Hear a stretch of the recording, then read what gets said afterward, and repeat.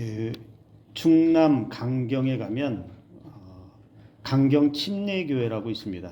강경 침례교회에 6.25 때에 사역하셨던 분 중에 이종덕 목사님이라고 계셨는데요. 6.25 사변이 일어나고 그 조용하던 마을에 공산당들이 밀고 들어왔습니다. 그러니까 마을에 큰 두려움이 밀려왔어요. 사람들이 두려워서 벌벌 떨고 있었고, 그리고 특별히 신앙인들 가운데서도 두려움을 만났습니다.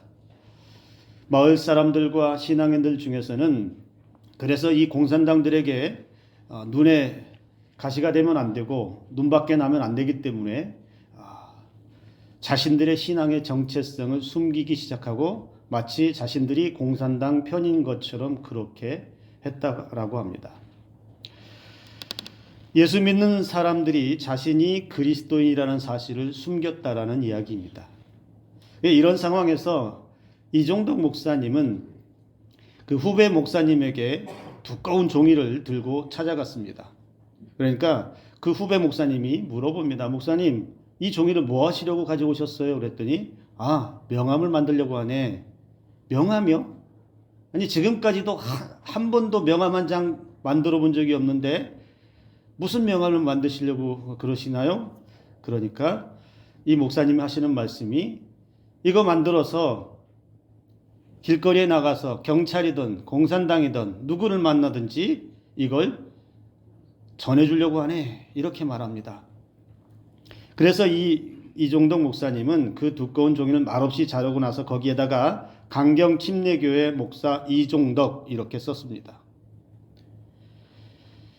그러면서 이것을 들고 나가서 전해주려고 하니까 그 후배 목사님이 이렇게 말합니다. 아이고 목사님, 큰일 납니다. 지금 어떤 때인데 큰일 납니다.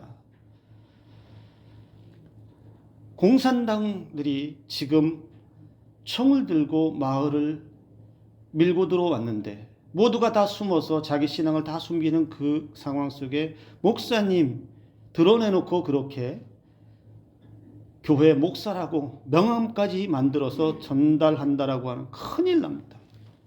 그러니까 이종덕 목사님이 이렇게 말합니다. 이 사람아, 자네도 그리스도인이라는 것이 부끄러운가? 자네도 지금 이 상황에 그리스도인이라는 사실이 부끄러운가? 내가 복음을 전하는 목사라는 사실을 숨겨야 할 이유가 있나? 내가 복음을 전하는 목사라고 하는 것을 숨겨야 할 이유가 있느냐? 이렇게 후배 목사님에게 반문했다고 합니다.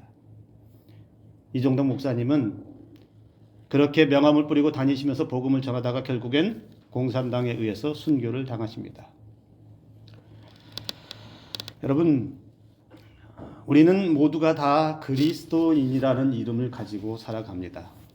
좋던 싫던 우리가 예수 그리스도를 믿고 믿음 안에 들어왔고 신앙생활을 한다면 세상의 사람들은 저와 여러분들을 향해서 예수 믿는 사람이라고 말하고 있고 종교인이라고도 말하기도 하지만 그리스도인이라고 말하기도 합니다. 그러나 우리가 우리 자신이 그리스도인이라고 하는 그 이름에 걸맞는 삶을 살고 있는지는 한 번쯤은 우리의 삶의 자리에서 돌아볼 필요는 있습니다. 나는 그리스도인이라는 삶에, 내 이름에 그리스도인 노인수라고 하는 이 삶이 결코 세상에 나가서 부끄럽지는 않은지, 내가 정작 세상 나가서 정말로 예수 믿는 사람으로 보이는지, 이것에 대해서는 우리 스스로가 자신에게 물어볼 수 있어야 합니다.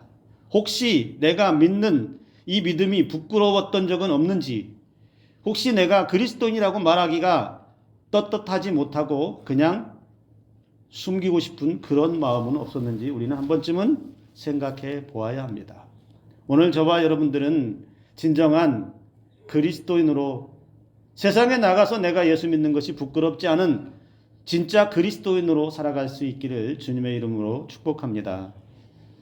예루살렘 초대교회가 복음으로 점차 믿음의 사람들이 많아지기 시작했습니다. 그런데 그 예루살렘 교회에, 예루살렘 안에만 머물러 있던 복음이 많은 박해로 인해서 어려움을 겪습니다. 그러다가 스데반 순교 이후에 사람들이 흩어졌고 그 흩어진 사람들은 각각의 여러 지역으로 가서 복음을 전하기 시작합니다. 당시 예루살렘의 박해가 극심해지자 그리스도인들은 베니게와 구브로와 안디옥까지 그 이방에까지 다 흩어졌습니다. 오히려 그들은 흩어진 그곳에서 몸을 숨기지 않고 복음을 널리 전했다고 오늘 본문의 말씀에도 그렇게 기록하고 있습니다. 그렇게 흩어진 사람들이 베니게와 구브로와 안디옥까지 유대인에게만 말씀을 전했는데 그 중에 구브로와 구레네 몇 사람이 안디옥에 이르러서 이방인인 헬라인에게까지 복음을 말해주기 시작합니다. 즉 예수 그리스도를 전하기 시작했다는 것이죠. 이건 놀라운 일입니다. 이방인 도시에 그리고 이방인에게 지금까지는 그전까지는 유대인에게만 머물러 있던 복음이 이제 이방인 도시에 가서 이방인들에게 본격적으로 활발하게 복음이 전해지기 시작했다는 것이죠.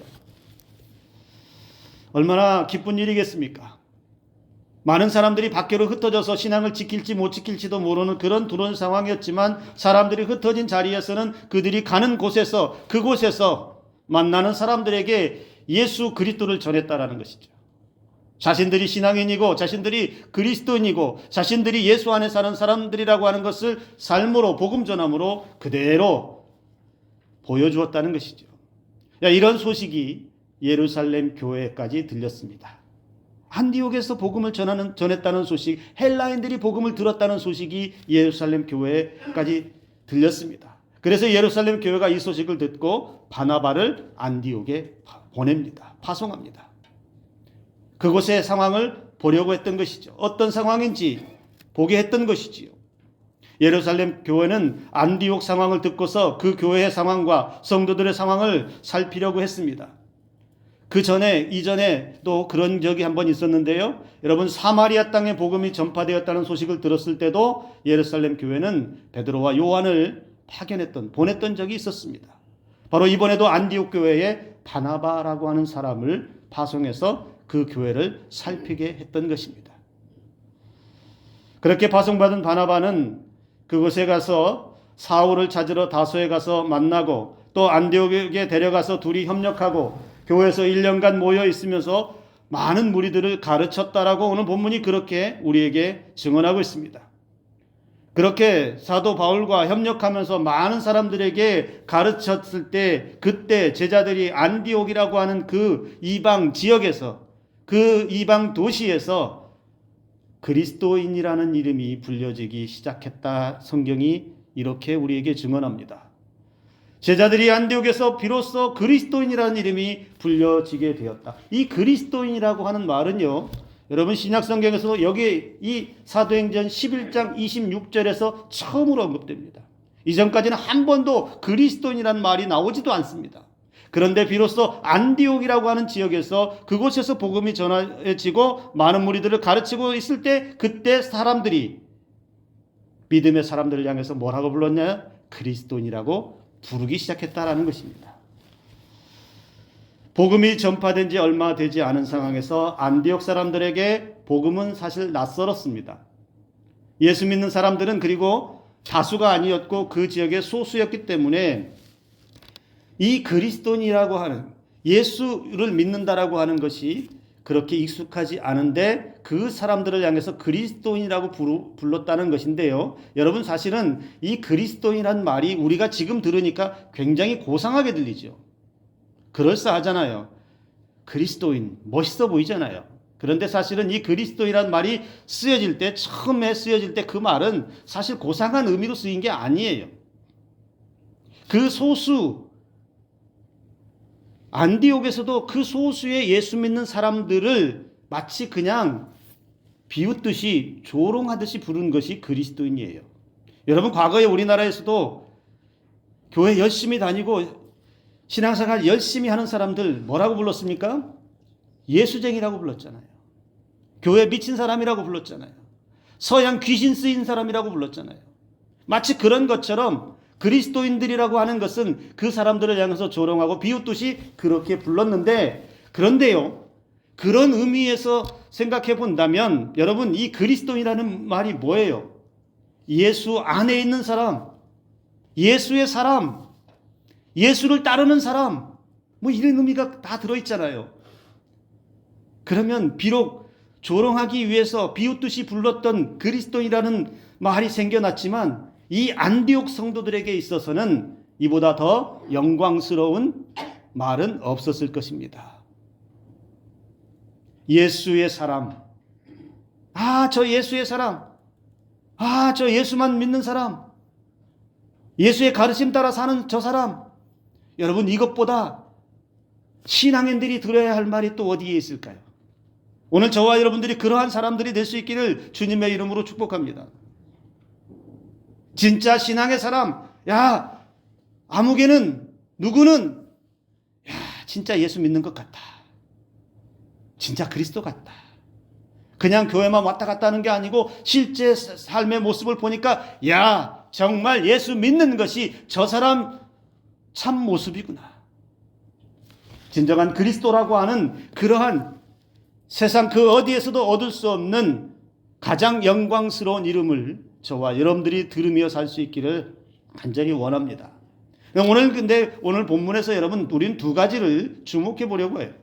하나는 말씀드렸던 것처럼 그리스도인이라는 말이고, 그리고 이 그리스도인이라는 말에 가장 적합한 인물이 하나가 등장을 하는데 그 사람이 누구냐? 바나바라는 사람입니다. 안디옥 교회에서 처음으로 여러분 그리스도인이라고 불렸다는 것을 보면 그 시대에 그리스도인은 어떤 사람이었는지 분명히 드러납니다. 오늘날 우리가 생각하는, 오늘날 세상이 비웃듯이 말하는 교회와 성도들의 모습에서는 찾아볼 수 없는 진짜 신앙인의 모습이 그들 속에 있었다는 것을 우리는 알 수 있습니다.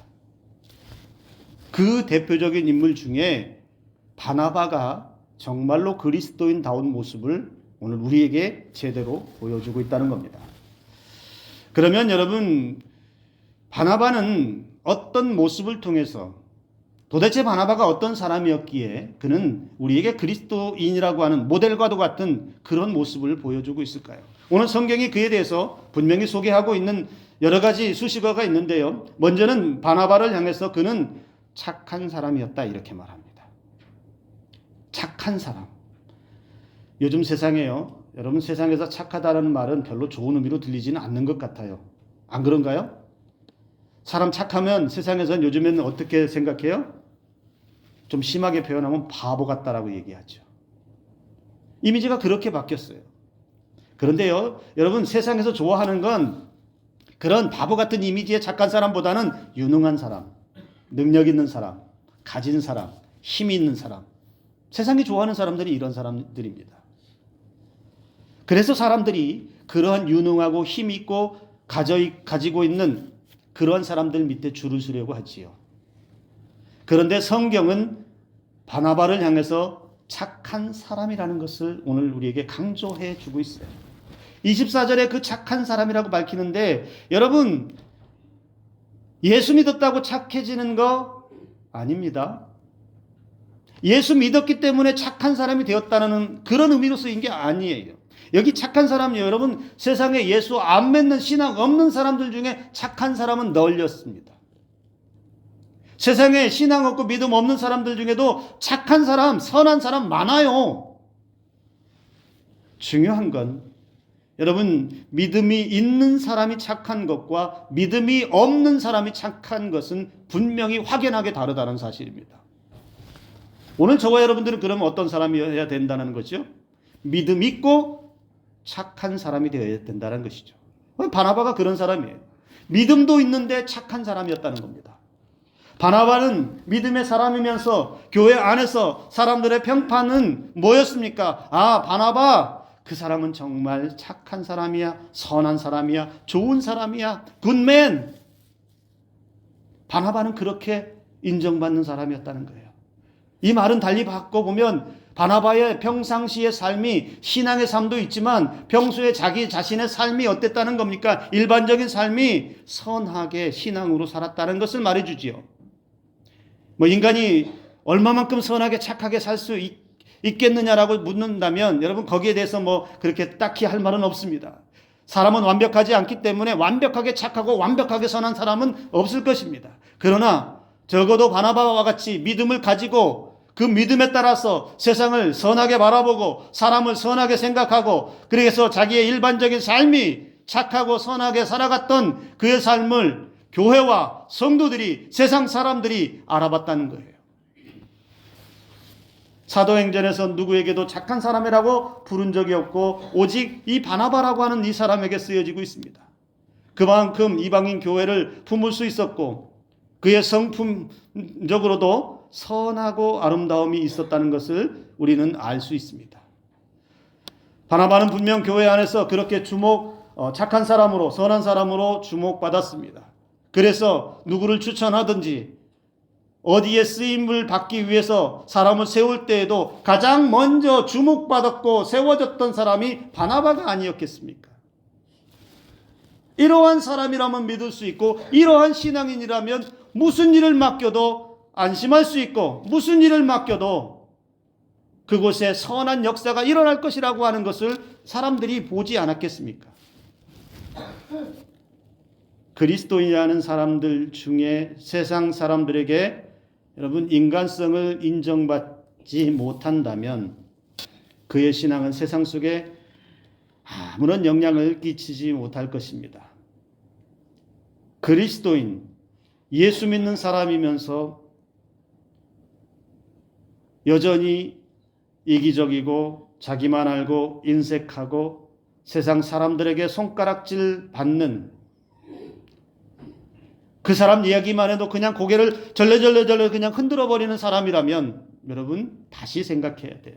내가 신앙의 자리에서 얼마만큼 내 인성이나 내 성품이 선하게 바뀌었는가? 나의 평상시의 삶이 얼마만큼 신앙인답게 선함과 착함을 가지고 세상 사람들과 관계를 맺으며 살아가고 있는가? 우리는 그것을 늘 생각할 수 있어야 된다는 이야기입니다. 제일 가슴 아픈 이야기가 이런 이야기죠. 저 교회 다니는 나쁜 놈. 그냥 나쁜 놈이면 상관없겠는데 왜 꼭 그 앞에다가 그걸 붙이는지 모르겠어요. 저 교회 다니는 나쁜 놈. 교회 다니는 사람이 다 나쁜 사람 아니잖아요. 여기 있는 저와 여러분들이 다 나쁜 사람이 아니잖아요. 그런데 진짜 나쁜 사람들을 향해서는 꼭 앞에다가 교회 다니는 나쁜 놈이라는 수식어를 갖다 붙이는 것이 얼마나 가슴 아픈 일이겠습니까? 그리스도인들은 적어도 세상 사람들보다 착해야 하고 선해야 합니다. 즉 일반적인 평상시의 삶과 신앙에서 부끄럽지 않아야 된다라는 것입니다. 나는 신앙이 있다라고 말하기에 당당하게 말할 수 있어야 합니다.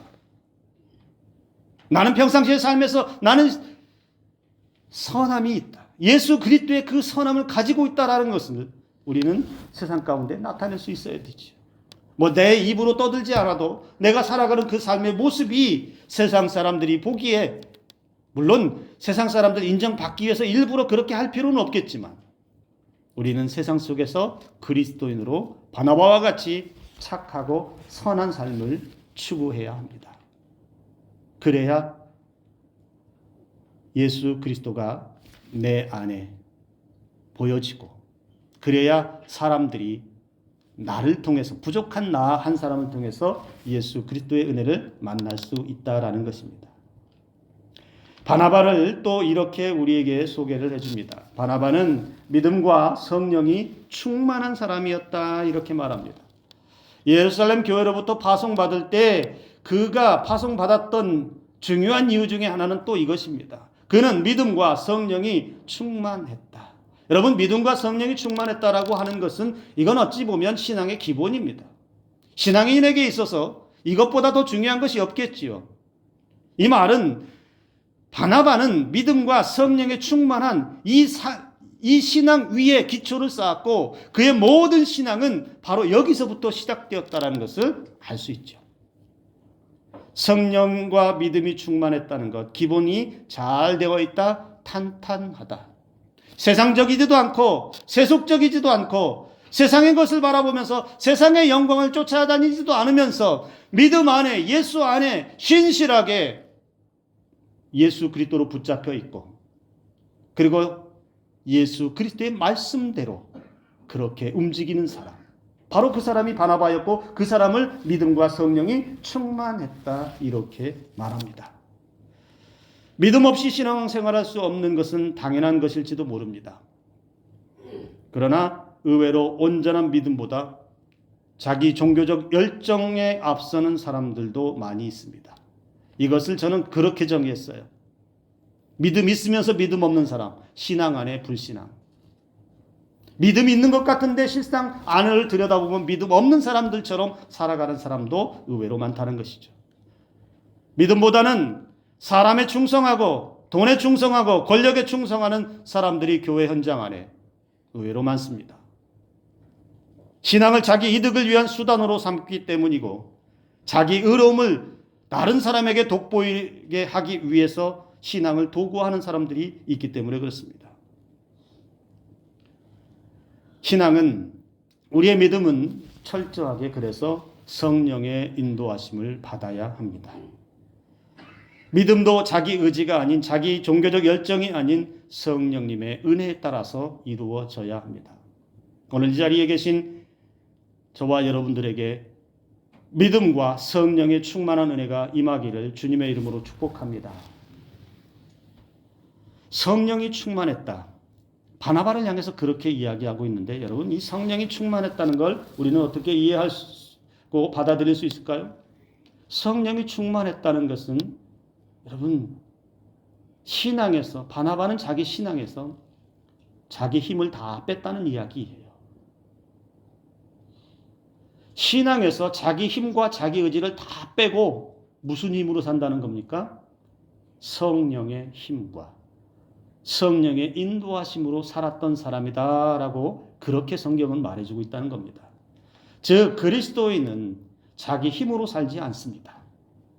자기가 가지고 있는 이전에 가지고 있었던 자기의 모든 힘을 다 빼고 자기의 힘이 다 빠진 그곳에서 성령의 은혜를 담는 사람들이 가득 담아서 성령이 나를 움직이도록 성령께서 나를 생각하게 하도록 성령께서 나를 깨우쳐 주시도록 자기의 힘과 자기의 의지와 자기의 지식과 경험들을 다 빼는 그 사람이 성령 충만한 사람이라는 겁니다.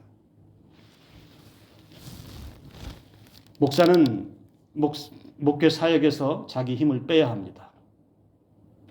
설교도 기도도 모든 사역에서 자기 힘을 빼고 목회에 임해야 하나님이 쓰십니다. 자기 잘난 못도 학벌도 자기 능력도 뛰어난 말솜씨도 아닌 오직 성령의 능력이 임할 때에 그 목사도 온전한 목회 사역을 감당할 수 있습니다. 목사만 그런 게 아니죠. 성도도 마찬가지입니다. 신앙생활에서 자기 힘을 빼야 합니다.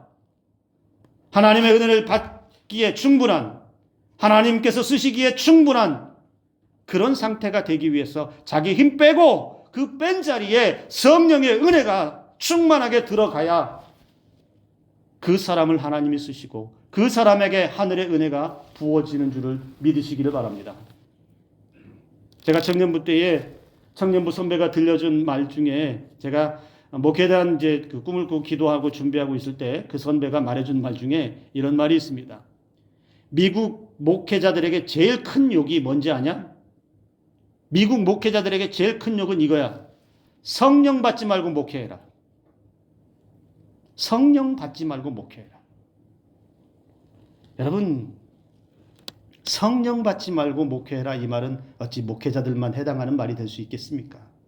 신앙생활하는 가운데 그리스도인들이 신앙의 삶의 자리에서 성령 받지 않고 살아가는 게 그게 얼마나 큰 고통인지 여러분 느껴보셨나요? 성령의 은혜가 없이 꾸역꾸역 그렇게 하루하루 힘겹게 사는 것이 얼마나 고통스럽고 얼마나 그 삶이 메마른 삶인지 여러분 우리의 모든 신앙의 자리에서는 그래서 여러분 내 힘과 능력과 내 의지를 가지고 살아가는 게 아니라 우리는 성령의 도우심으로 성령의 은혜로 성령의 충만함의 그 은혜 가운데서 살아갈 때에 거기에 힘이 나고 거기에서 능력이 나타나고 거기에서 하나님의 위대한 역사가 이루어진다는 사실을 여러분 이 시간 기억하시길 바랍니다. 그러면 오늘 저와 여러분들은 그리스도인으로서 힘이 빠졌습니까? 자기의 의지와 자기의 노력과 자기의 생각이, 자기의 열정이 다 빠지고 성령의 충만함이 들어갈 수 있기를 주님의 이름으로 축복합니다. 또 바나바를 오늘 성경에서 이렇게 소개하지요. 바나바가 어떤 사람이었는지, 그는 사울을 찾아가서 사울과 협력하는 모습을 보였다. 이렇게 우리에게 소개해 줍니다. 그것을 통해서 보면 이 바나바는요, 화평의 사람이었다. 위로의 사람이었다. 자기 중심적인 사람이 아니었다는 것을 분명히 보여주고 있다는 거예요. 이 바나바의 이름 뜻이 위로하는 자라는 뜻이거든요. 위로하는 자라는 뜻을 가지고 있는데 실제로 그 이름대로 살았어요. 바나바는 사람들에 대한 편견을 가지지 않았어요. 특별히 사도 바울이 어떤 사람이었어요? 예루살렘 교회에 그렇게 박해를 가했던, 정말 혹독하게 고통을 주었던 사람이었는데, 그가 예수 그리스도를 만나고 나서 변화된 사울, 그런데 아무도 믿어주지 않았어요. 의심했어요. 그때에 그 사울을 데리고 가서 변론해주고 중재했던 사람이 바나바였습니다. 거기에 그치지 않고 이 바나바는 사울과 함께 전도 여행을 하다가 마가 요한의, 이 마가라고 하는 사람의 문제로 다퉜어요. 심하게 다툰 것 같아요. 그래서 마가가 중도에 돌아서 가버립니다. 그것 때문에 사울은 상처를 받았어요. 아마도 사울은 그래서 너랑 다시는 일 안 해. 너랑 다시는 일 같이 안 해. 전도여행 너랑은 같이 안 갈 거야 라고 아마도 사울은 그렇게 생각했던 것 같아요. 그런데 바나바는 어떻게 합니까? 사울은 마가를 거부했지만 바나바는 마가에게 기회를 주어야 한다고 주장합니다. 그래서 의견 차이로 사울은 신라와 함께 전도여행을 떠나고 마가는 바나바와 함께 그렇게 전도여행을 따로 떠나게 됩니다. 그런데 이 마가는요, 결국에 사울에게도 인정받는 성숙한 복음 사역자가 되었다라고 디모데후서 4장 11절에서 그렇게 기록하고 있습니다. 바나바는 이런 사람이었다는 거예요. 사람들이 편견을 가지고서 가까이 하지 않는 그 자리도 거리낌 없이 가서 자기에게 손해가 날지언정 그 사람을 세워주고 그 사람을 연결해주고, 갈등이 있는 그 자리에 들어가서 그 갈등의 현장에서 직접 부딪혀서 그 갈등을 해결하고 중재하는 역할도 마다하지 않았던 화평의 사람, 위로의 사람이 바로 바나바였다는 사실입니다. 여러분, 우리는 어떤 사람으로 살아가죠? 우리가 세상을 살면서 나에게 손해를 주거나 나에게 아픔을 주거나 또는 내가 어려움을 느끼는 사람들이 분명히 있지요.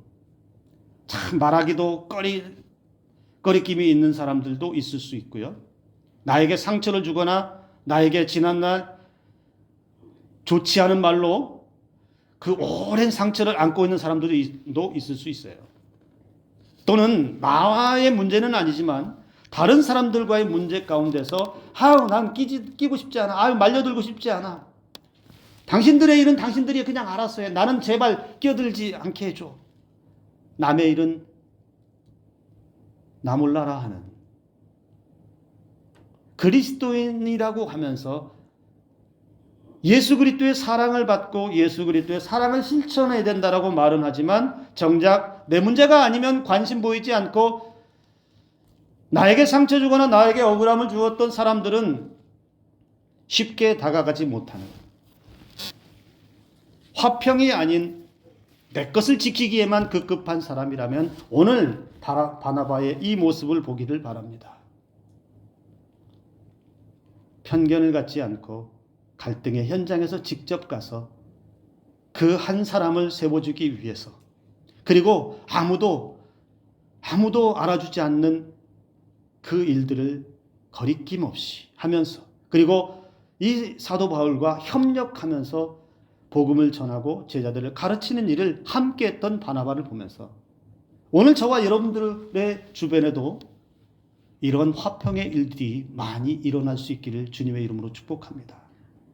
과연 그 사람만 있으면 갈등도 해결이 되고 싸움이 났다가도 그 사람이 중재하면 모든 싸움이 종결되고 어려움이 있을 때 그 사람이 나서서 문제를 해결하면 아름답게 잘 해결되는 그런 위로의 사람, 화평의 사람이 그리스도인이 되어야 하고 그런 그리스도인, 그런 화평의 사람이 저와 여러분들이 되어야 할 줄로 믿습니다.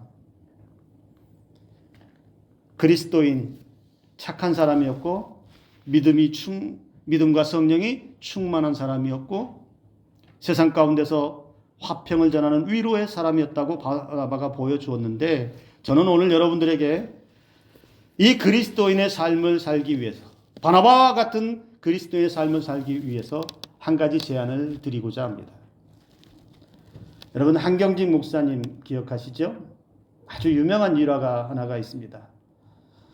후배 목사님들이 그 한경직 목사님을 찾아가서 18평 되는 단층 집에 찾아가서 선배 목사로서 또 이렇게 조언을 듣고 싶어 했습니다.